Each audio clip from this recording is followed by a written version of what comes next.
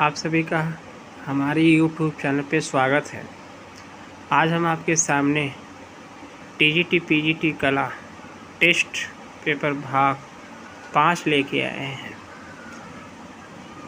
उससे पहले वीडियो को शुरू करने से पहले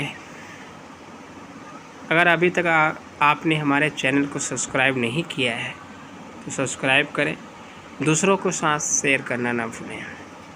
चलिए देखिए, यह टेस्ट पेपर हमने 18/8/2022 को कराया है। इसी तरह टेस्ट पेपर टीजीटी पीजीटी कला से संबंधित प्रतिदिन हम कराते हैं। अगर आपको भी इस तरीके से अगर पेपर देना है तो आप हमारे नंबर पे संपर्क कर सकते हैं। मेरा नंबर है 99 36 94 62 24।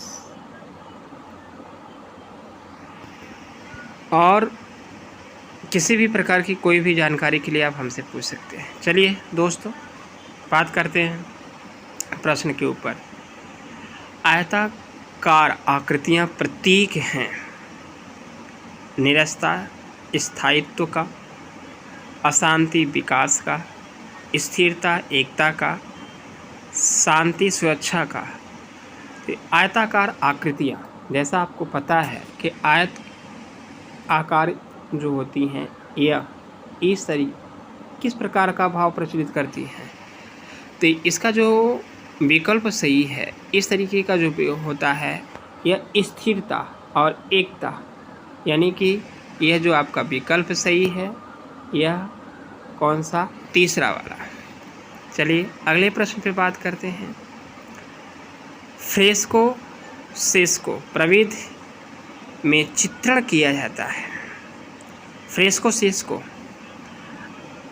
भित्ति की अंतिम गीली सतह पे, भित्ति की आंशिक नम सतह पर, भित्ति की अंतिम सूखी सतह पर, इनमें से कोई नहीं। पहले आप ध्यान रखें कि जो फ्रेस्को की जो पद्धति होती है, जो प्रविधि है फ्रेस्को, जैसे आप जानते हैं फ्रेस्को की दो प्रविधियाँ होती हैं। एक होती है फ्रेस्को सेस्को, फ्रेस्को सेस्को, और एक होती है फ्रेस्को बुनो, फ्रेस्को बुनो। सेस्को हमेशा यह सूखी दीवार पे की जाती है, सूखी दीवार, और फ्रेस्को बुनो हमेशा गीली दीवार पे की जाती है।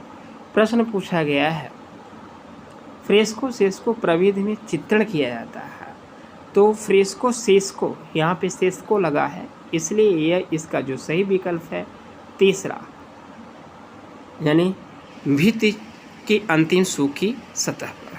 अगला देखिए, बौद्ध योगीन कलाओं का प्रामाणिक एवं विस्तृत इतिहास मिलता है। मानसोल्लास में, नाट्यशास्त्र में, ललित विस्तर में, चित्र लक्षणम है। देखिए, यह बौद्ध योगीन महात्मा बुद्ध के जीवन से संबंधित जो कलाओं का जो प्रामाणिक उल्लेख मिलता है वह आपको ललित विस्तर नामक ग्रंथ में मिलता है। महात्मा बुद्ध को ललित विस्तर नामक ग्रंथ में light of Asia, light of Asia कहा गया है। एशिया यह काफ़ी महत्वपूर्ण है, इसलिए इसका जो विकल्प सही है तीसरा। अगला देखिए, किसी भी वर्ण के कितने भेद होते हैं। वर्ण यानी रंग, यह 6, दूसरा 3, तीसरा 2, चौथा 4। इसका जो विकल्प सही है 3। किसी भी वर्ण के कुल कितने भेद होते हैं 3, यानी इसका जो विकल्प सही है 3। अगला देखेंगे, लिप्टवा घृणा चित्रण कहलाती है। स्वतंत्र चित्रण, चित्रण प्रविधि, चित्रों के सेट, चित्रण शैली। इसका जो विकल्प सही है वह है चित्रों के सेट। यानी कहने का तात्पर्य है यह चित्रों का सेट कहा जाता है। टिपटॉप घेरा के नाम से जाना जाता है। इसका जो विकल्प सही है 5वां का तीसरा। अगला देखेंगे प्रश्न नंबर 6। चित्र अंतराल की सम विभक्ति अभिव्यक्ति करती है। संतुलन, एकता, शक्ति, उत्तेजना, प्रगति, संघर्ष, उत्तेजना, क्रियाशीलता, सृजन। देखिए चित्र अंतराल तो आप जानते हैं कलाकार का चित्र होता है, उसको सम विभक्ति व समान रूप में बांटना अभिव्यक्ति क्या कहलाती है? यह आपका संतुलन, एकता और शक्ति दर्शाती है। यानी इसका जो विकल्प सही है संतुलन, एकता और शक्ति पहला। चलिए अगला देखिए, अगले वाले प्रश्न के अंदर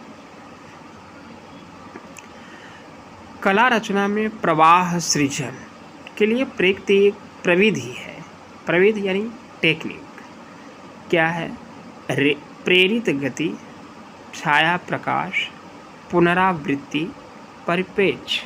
तो प्रवाह, यहाँ पे आपका प्रश्न पूछा जा रहा है प्रवाह सृजन यानी प्रवाह सृजन क्या कहलाता है?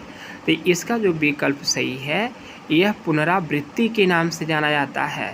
ध्यान रखेंगे हमेशा, यह जो प्रवाह सृजन होता है पुनरावृत्ति में ही होता है, इसलिए आपका, और यह प्रवाह सृजन जो पूछ रहा है यह एक प्रकार की टेक्निक है, प्रविधि है, इसलिए इसका जो विकल्प है तीसरा पुनरावृत्ति। अगला देखेंगे वसली क्या है? एक प्रकार का कैनवास, एक प्रकार यह प्रविधि है, माध्यम है, एक प्रकार का कागज है। अब ये देखिए वसली जैसे चित्रों का जो सेट, कागज का जो सेट होता है उसको वसली कहते हैं, लेकिन यहाँ पे सेट का नाम नहीं है, ऑप्शन में विकल्प ही नहीं है, इसलिए यह जो विकल्प है एक प्रकार का कागज, यानी चौथा वाला विकल्प आपका सही है, वसली। अब अगला देखेंगे 9वां प्रश्न, अनुअंकन रेंडरिंग की मुख्य विशेषता बताना है आपको। छाया प्रकाश युक्त रूपाकार, रूपाकारों में स्वाभाविकता, द्विआयामी रूपाकार, त्रिआयामी रूपाकार। इसका जो विकल्प सही है वह है आपका तीसरा, यानी द्विआयामी रूपाकार। अनुअंकन, आप ये जानते हैं अनुअंकन पूछ रहा है। अनुअंकन यह हमेशा 2D होता है, 2D यानी लंबाई और चौड़ाई। और अनुअंकन जैसे आप कोई भी चित्र बनाते हैं तो उस पर आपको 2D पे ही दर्शाया जाता है, तो इसलिए इसका जो विकल्प सही है तीसरा, द्विआयामी आकार। चलिए अगला देखिए, निम्न में से कौन से शीत रंग हैं? नीला, लाल, लाल पीला, नारंगी लाल, हरा नीला। इसका जो विकल्प सही है शीत रंग, यानी ठंडे रंग की बात कर रहा है, तो इसलिए आप ध्यान रखेंगे ठंडा। जो हरा और नीला, इसका जो विकल्प सही है हरा और नीला, हरा नीला ठंडे रंग की यानी शीत रंग की श्रेणी में आते हैं। अगला देखिए, तेल और पानी में के प्रतिरोधक, तेल और पानी के प्रतिरोधक में सिद्धांत पर आधारित प्रविधि है, टेक्निक पूछा प्रविधि। Serigraphy, thermography, lithography, laser printing. अब यह जो तेल और पानी का जो प्रतिरोधक सिद्धांत है यह आपका जो कहा जाता है कौन सा पॉइंट है? लिथोग्राफी, ठीक है, यानी तीसरा विकल्प आपका सही है। अगला देखेंगे, वर्ण के प्रधान गुण हैं। वर्ण मतलब रंग, यानी कि कहने का तात्पर्य जो है वर्ण। अगर वर्ण की बात आए तो आप हमेशा ध्यान रखें हमारी जो बात हो रही है वह रंग की हो रही है। तो वर्ण के जो प्रधान गुण होता है इसमें दिया हुआ है स्वतंत्रता, महिमा, गति, वर्ण शून्यता, एक वर्णी, बहुवर्णी, रंगत, बल, सघनता और इसके साथ साथ मुख्य रंग, द्वितीयक रंग, तृतीयक रंग। लेकिन यह प्रधान गुण की बात कर रहा है। प्रधान गुण जो है वह आपका रंगत, बल, सघनता। इसी को रंगत, मान, सघनता के नाम से भी जाना जाता है। ठीक है, अगला देखिए, विष्णु धर्मोत्तर पुराण के चित्रसूत्रम में कितने अध्याय हैं? 8, 7, 9, 3। तो विष्णु धर्मोत्तर पुराण जो कि चित्रकला का सबसे महत्वपूर्ण उल्लेख करता है, इसके में जो चित्रसूत्रम में जो अध्याय की बात कही गई है वह आपको कुल कितने हैं? 9 अध्याय की। 9 अध्याय पे कौन कौन से अध्याय हैं उसके बारे में भी हम आपसे अगले वीडियो में चर्चा जरूर करेंगे। तो इसमें जो 13 का जो विकल्प सही है, तीसरा 9। अगला देखें, नाट्यशास्त्र ग्रंथ में कुल कितने अध्याय हैं? नाट्यशास्त्र ग्रंथ में कुल कितने अध्याय हैं? 30, 32, 36, 40। तो नाट्यशास्त्र जैसा आप जानते हैं यह ग्रंथ किसका है? भरत मुनि का। और इस ग्रंथ में खास तौर से ललित कलाओं का पूरी तरीके से जिक्र किया गया है। इसमें नाट्यशास्त्र ग्रंथ में कुल 36 अध्याय है। वैसे तो पूरा हुआ 37 माना जाता है, लेकिन इसमें जो विकल्प है 36 है, तो इसलिए इसका तीसरा विकल्प आपका सही है। अगला देखिए, सम्रांगण सूत्रधार में चित्र अंतराल के लिए किस शब्द का प्रयोग किया गया है? भूमि बंधन, स्थान निरूपण, रिक्त स्थान या स्थान।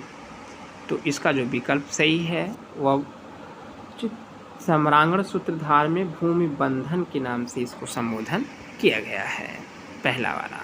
अगला देखेंगे,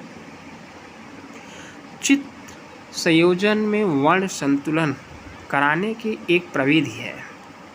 औपचारिक संतुलन, अनौपचारिक संतुलन, क्षेत्रफल नियम, इनमें से कोई नहीं।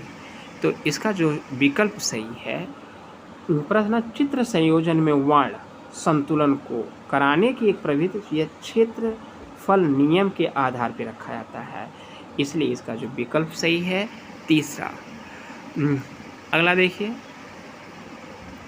अभी तक अगर हमारे इस चैनल को आपने सब्सक्राइब नहीं किया है तो आप सब्सक्राइब करें, जिससे आने वाले सभी प्रकार के टीजीटी पीजीटी कला से संबंधित आपको पेपर मिलते रहें वीडियो के माध्यम से, और दूसरों के साथ आप ज़रूर शेयर करें, जिससे दूसरे का भी कुछ जानकारी प्राप्त हो सके। और इस तरीके का अगर आप पेपर देना चाहते हैं तो आप हमारे नंबर पे संपर्क कर सकते हैं, मैसेज कर सकते हैं। मेरा नंबर है 99 36 94 62 24। इस नंबर पे आप हमको मैसेज कर सकते हैं, व्हाट्सएप कर सकते हैं। चलिए अगले प्रश्न की बात करते हैं। द्वितीयक रंग है काला, सफ़ेद, भूरा, हरा, पीला, नीला, लाल, पीला, नीला, नीला, हरा, बैगनी। तो आप ये ध्यान रखें, द्वितीयक रंग पहले आप यह एक बनाएं, लाल, यहाँ पे आप लाल रखें, लाल हो गया, पीला हो गया, नीला हो गया। अब लाल और नीले से जो बनने वाला रंग होता है वह आपका क्या है? बैगनी। बैगनी याद रखेंगे। नीला और पीला से जो रंग बनता है वह है आपका हरा, और लाल और पीला से जो रंग बनता है वह है नारंगी। और यह आपका फर्स्ट से प्राथमिक कलर है, पीला आपका प्राथमिक कलर है, नीला आपका प्राथमिक रंग है, और हरा आपका द्वितीयक रंग है, बैगनी आपका द्वितीयक रंग है और नारंगी आपका द्वितीयक रंग है। इसमें जो आपको प्रश्न पूछ रहा है द्वितीयक रंग, तो नारंगी, हरा, बैगनी है, इसलिए इसका जो विकल्प सही हुआ वह आपका चौथा। अगला देखिए,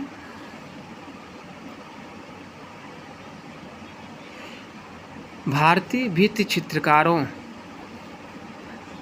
ने रेखाओं द्वारा अपने अनुभव, लघुता, बल, अलंकरण एवं कलात्मक अभिरुचियों का एक साथ प्रदर्शन किया है। किस जगह? भीमबेटका गुफा के अंतर्गत, एलोरा में, बादामी में, अजंता में। तो यहाँ पे आपको एक प्रश्न सोचने की बात है कि भित्ति चित्रकारों, भारतीय भित्ति चित्रकारों ने अपने अनुभव, लघुता, बल, अलंकरण, कलात्मक अभिरुचियों का एक साथ प्रदर्शन जो देखने को आपको मिलता है वह आपकी अजंता गुफा है, इसलिए इसका जो विकल्प सही है अजंता। अगला देखें, सामंजस्य कला सृजन का वह सिद्धांत है जिसमें कला तत्वों के निरर्थक विकर्ण से बचाव करते हैं, चित्र में पोत का संतुलन किया जाता है, कला तत्वों का संतुलन करते हैं, कला तत्वों से चित्र में भाव अंकन करते हैं। तो इसका जो विकल्प सही है सामंजस्य का 1900 का जो विकल्प सही है, तो इसका आपका पहला ध्यान रखेंगे, यह जो विकल्प सही है कला तत्वों के निरर्थक विकर्ण से बचाव करते हैं, यानी पहला वाला विकल्प आपका सही है। अगला देखें, सैंधव सभ्यता से प्राप्त पात्रों पर जो चित्रकारी प्रधानतः किस रंग से की गई है, तो यह आपको जो देखने को मिलेगा हरा, लाल, काला, नीला। तो इसका जो विकल्प आपको देखने को मिलेगा वह है किस रंग से की गई है, यह आपका काला रंग से किया गया है। सैंधव सभ्यता यानी सिंधु घाटी सभ्यता, सिंधु घाटी की जो सभ्यता है उस पे जो पात्रों का मतलब बर्तन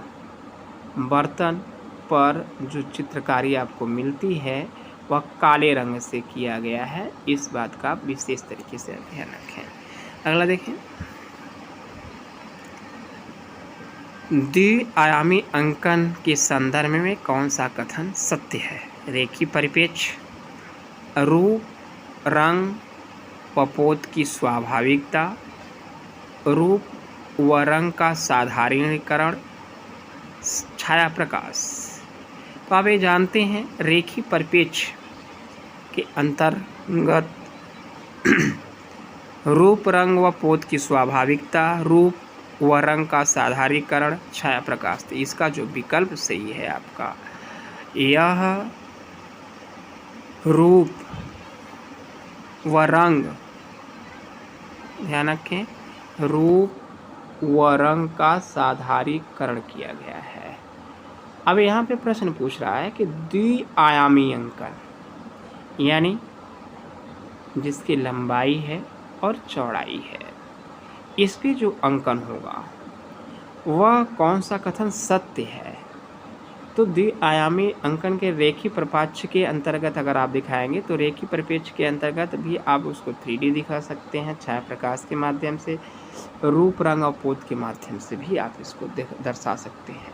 लेकिन इसमें सत्य की बात कर रहा है, तो इसलिए आपका जो विकल्प सही है यह रूप, रंग का साधारणीकरण दिखाया गया है, इसलिए तीसरा विकल्प।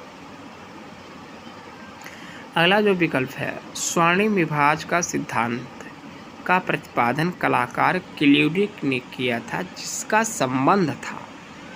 तो आप ये जानते हैं यह जापान से, फ्रांस से, यूनान से, माइसेनिया से, तो इसका संबंध तो आपको पता ही होगा। तो यह यूनान से है, जिसको यूनान को आप ग्रीक के नाम से भी जानते हैं। यूनान की राजधानी एथेंस है। यहाँ का सबसे महत्वपूर्ण जो यूनान की जो कला है महत्वपूर्ण पॉइंट देखने को मिलता है। इसके बारे में हमने वीडियो भी बनाया है, आप देख सकते हैं, यूनान की कला के नाम से है। और उसमें मुख्य रूप से पेरिक्लीज के शासनकाल में मूर्तिकला का स्वर्णकाल कहा जाता है। और किस पेरिक्लीज और पेरिक्लीज का जो दार्शनिक है, दरबारी जो दार्शनिक है, वह आपका अरस्तु के नाम से जाना जाता है, अरस्तु। और आप जानते हैं कि अरस्तु का जो शिष्य था वह सिकंदर था। और सिकंदर अब इसी के बारे में, अब पेरिक्लीज के शासनकाल में मूर्तिकला का स्वर्णकाल माना जाता है। आइस्कान की जो मूर्तियां हैं यह मुख्य रूप से यूनान में ही विकसित हुई। इसके बारे में भी हमने वीडियो बनाया, हम देख सकते हैं। अगला देखिए, पीले रंग का विरोधी रंग कौन सा है? पीले रंग का जो विरोधी रंग है यह आपका नारंगी, बैगनी, लाल, हरा। इसका जो विकल्प सही है वह आपका बैगनी है। पीले रंग का विरोधी रंग बैगनी। अगला देखेंगे, प्रगतिशील कलाकार समूह के कलाकार एन.एफ. सूजा का जन्म स्थल है गोवा, मध्य प्रदेश, आंध्र प्रदेश, महाराष्ट्र। तो इसका जो विकल्प सही है सूजा, एन.एफ. सूजा, एन.एफ. सूजा जो कि एक महत्वपूर्ण कलाकार है। तो इसका जो विकल्प सही है, इसका जो जन्म रहा है वह गोवा में हुआ था। बाद में ये मुंबई में अपने माता के पास चले आते हैं, यहाँ पे चित्रकारी करते हैं। बाद में इन्होंने प्रगतिशील कलाकार समूह की स्थापना भी किया था। अगला देखें, आकृति मूलक प्रसिद्ध कलाकार जो चित्रकला अतिरिक्त मूर्तिकार व भित्ति चित्रकार भी हैं। तो विमल दास गुप्ता, देवकी नंदन शर्मा, हिम्मत शाह, राय रामचंद्रन। तो इसका जो विकल्प पूछ रहा है कि आकृति मूलक प्रसिद्ध कलाकार जो चित्रकला के अतिरिक्त मूर्तिकार भी हैं, भित्ति चित्रकार भी हैं। तो इसमें 3 पॉइंट देखने को मिला। एक चित्रकार, इसके साथ साथ मूर्तिकार के साथ साथ भित्ति चित्रकार, तीनों गुण इस कौन से कलाकार में विद्यमान हैं? तो यह आपको ए रामचंद्रन आपका इसका विकल्प सही है। अगला देखेंगे, रविन्द्रनाथ टैगोर ने शांति निकेतन में कला भवन की स्थापना किया। तो शांति निकेतन में कला भवन की स्थापना विकल्प है 1954, 1919, 1922, 1921।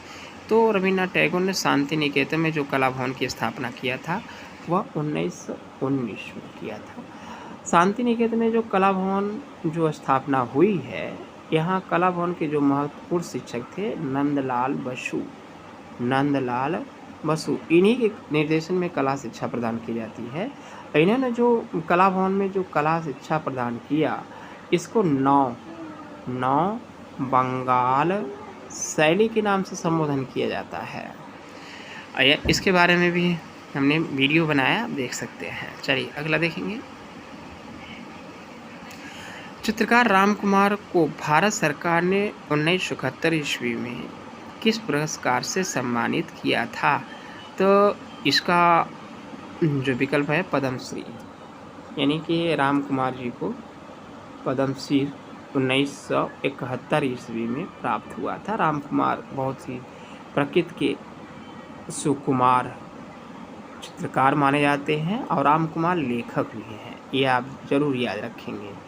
ये लेखक, कई ऐसे चित्रकार भी हैं जिन्होंने साहित्य के साथ साथ पेंटिंग किया है, यानी चित्रकारी किया है। तो राम कुमार लेखक के रूप में भी विख्यात है, ये चित्रकार के साथ साथ लेखक भी हैं। अगला बात करेंगे, अगला देखें, क्लासिकल इंडियन स्कल्पचर नामक पुस्तक किस कलाकार ने लिखी? मुकुल डे, अवनीनाथ ठाकुर, चिंतामणकर, मीरा मुखर्जी। तो आप ये जानते हैं यह क्लासिकल इंडियन स्कल्पचर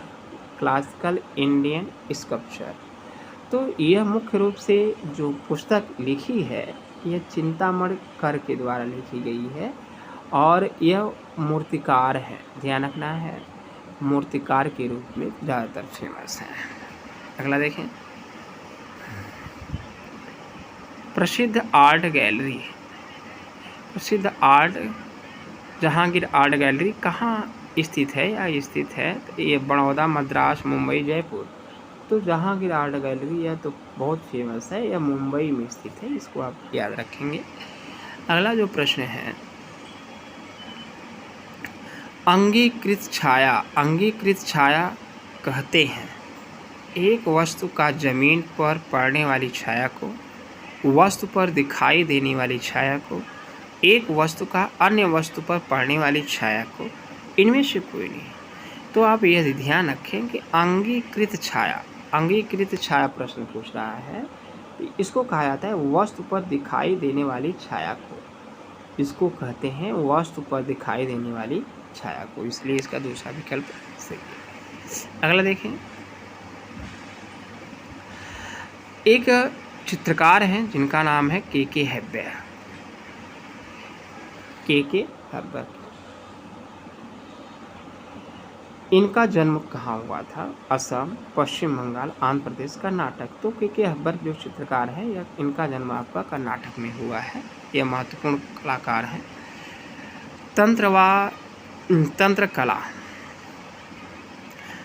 कला के प्रणेता कलाकार हैं।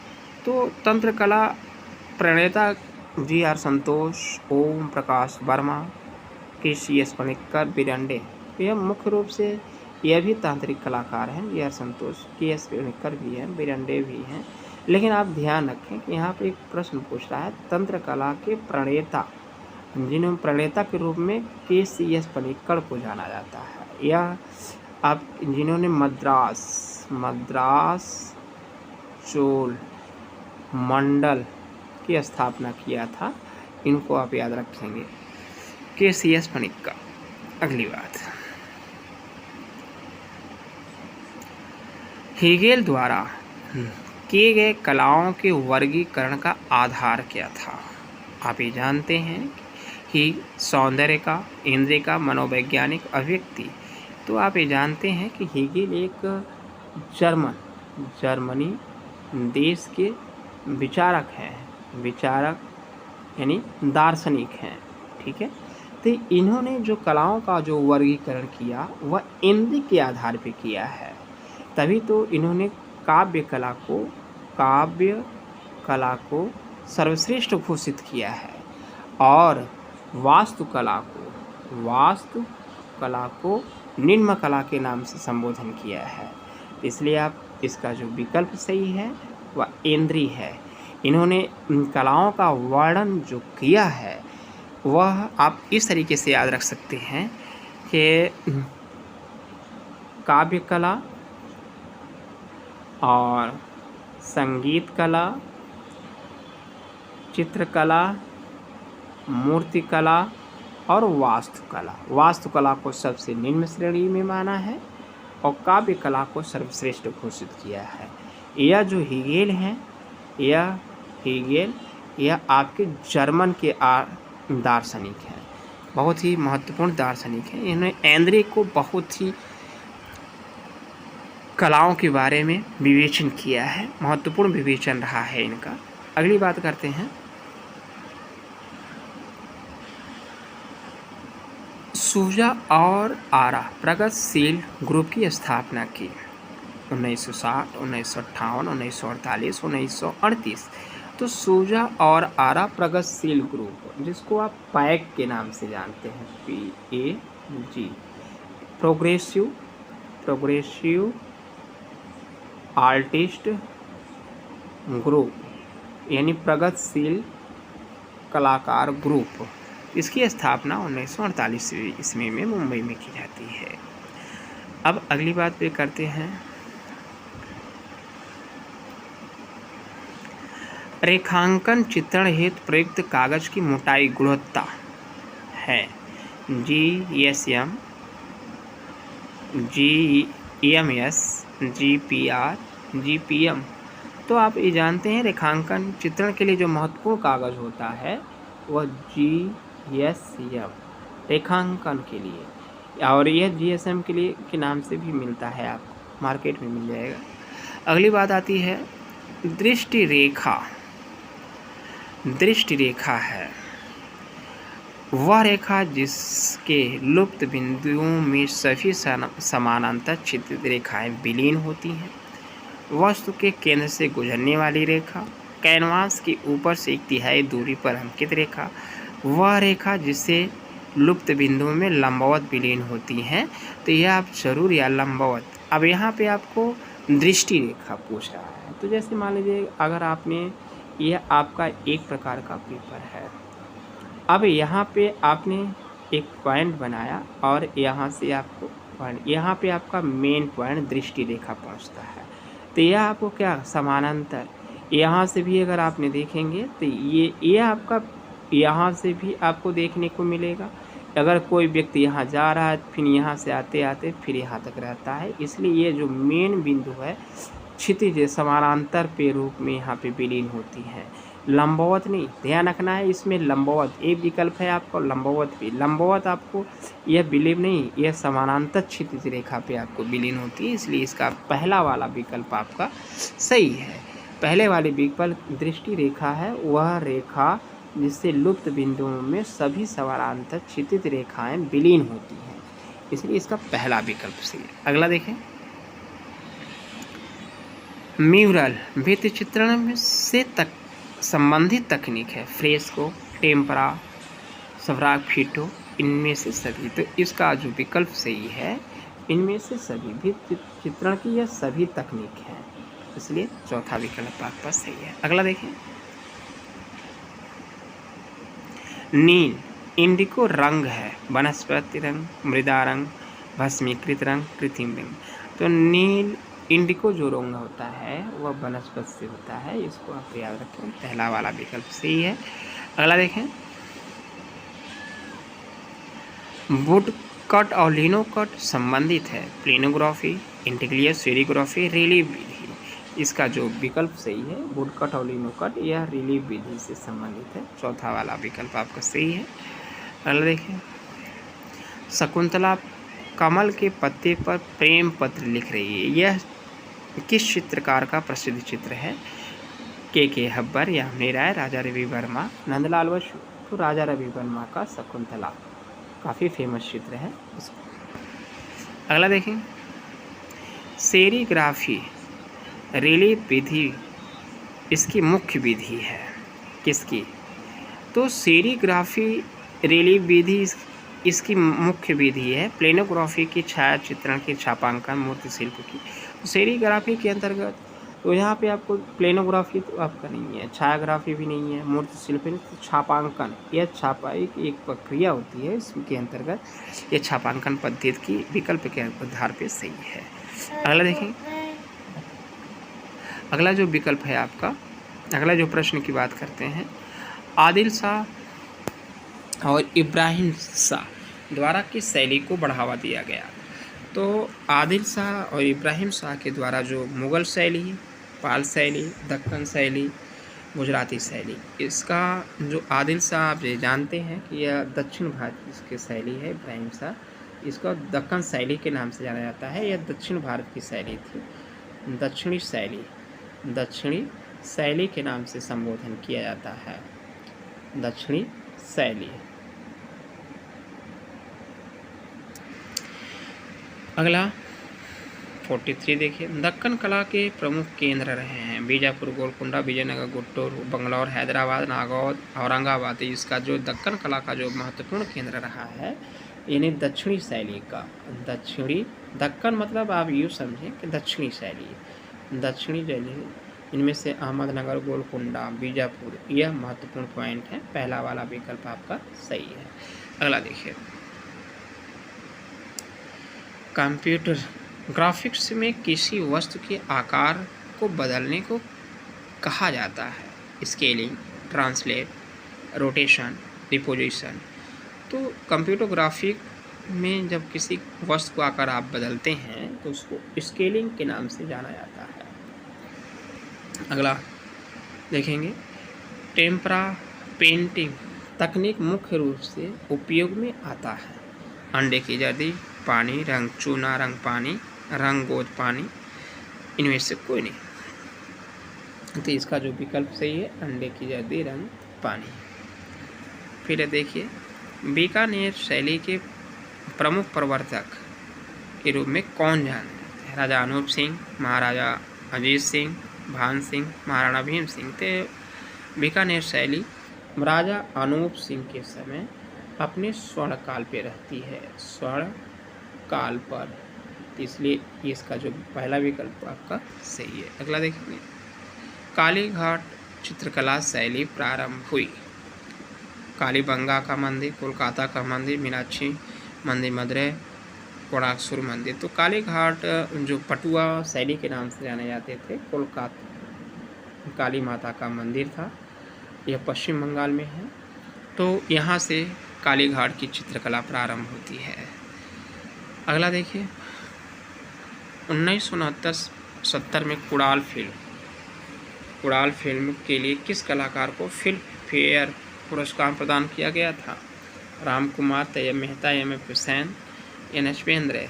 तो इसका जो कुड़ाल फिल्म के लिए यह तैयब मेहता के लिए दिया गया है। और तैयब मेहता की एक काफ़ी महत्वपूर्ण चित्रकार रहे हैं, इनके बारे में हमने वीडियो बनाया, देख सकते हैं।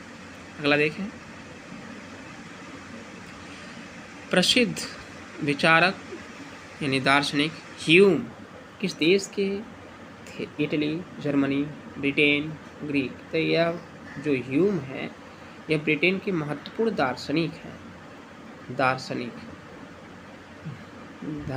आप ध्यान रखेंगे, दार्शनिक हैं, काफ़ी महत्वपूर्ण दार्शनिक रहे हैं ब्रिटेन के, इंग्लैंड के कई दार्शनिकों में इनकी गणना की जाती है। अगला देखें, पिकासो का प्रसिद्ध चित्र है last supper, Guernica, sunflower, birth of Venus.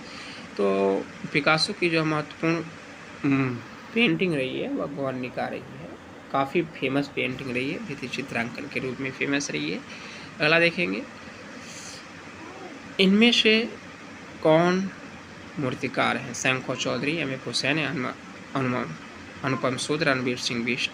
तो जो मूर्तिकार हैं आपके शंखो चौधरी, काफ़ी फेमस मूर्तिकार के लिए, हालांकि ये चित्रकार के रूप में भी जाने जाते हैं, लेकिन इनको मुख्य रूप से इनकी जो गणना मूर्तिकार के रूप में की जाती है, ध्यान रखेंगे, मूर्तिकार। अगला देखिए, चंडीगढ़ का वास्तुकार कौन था? चार्ल्स कोरिया, ली कॉबूसियर, फिलिप जॉनसन, सतीश गुजराल। तो चंडीगढ़ का जो वास्तुकार रहा है ली कॉबूसियर, दूसरा विकल्प आपका सही है। अगला देखें, दिलवाड़ा का मंदिर कहाँ है? सोमनाथ, माउंट आबू, जयपुर और पुरी। तो इसका जो दिलवाड़ा का मंदिर रहा है वो माउंट आबू है, यह जैन मंदिर है, ध्यान रखना है आपको। यहाँ पे बहुत ही महत्वपूर्ण नक्काशी की गई है, माउंट आबू पर स्थित है। अब अगला देखेंगे, रस उत्पत्ति को सबसे पहले किसने परिभाषित किया? अरस्तु, अभिनवगुप्त, भरत मुनि, इनमें से सभी। तो रस उत्पत्ति का जो सबसे पहले परिभाषित किया है भरत मुनि के द्वारा किया गया। आपको हमारा यह वीडियो कैसा लगा है कमेंट करके ज़रूर बताएं। वीडियो देखने के लिए आपको बहुत बहुत धन्यवाद। अगर आपने हमारे वीडियो को अभी भी दूसरे के साथ शेयर नहीं किया है, अपने दोस्तों के साथ शेयर नहीं किया है, तो प्लीज़ दूसरों के साथ भी शेयर करना न भूलें। और अगर इस तरीके के पेपर हम प्रतिदिन टेस्ट पेपर कराते हैं कला से संबंधित, अगर आपको टेस्ट पेपर देना है तो आप हमारे नंबर पर संपर्क कर सकते हैं। वीडियो देखने के लिए बहुत बहुत धन्यवाद।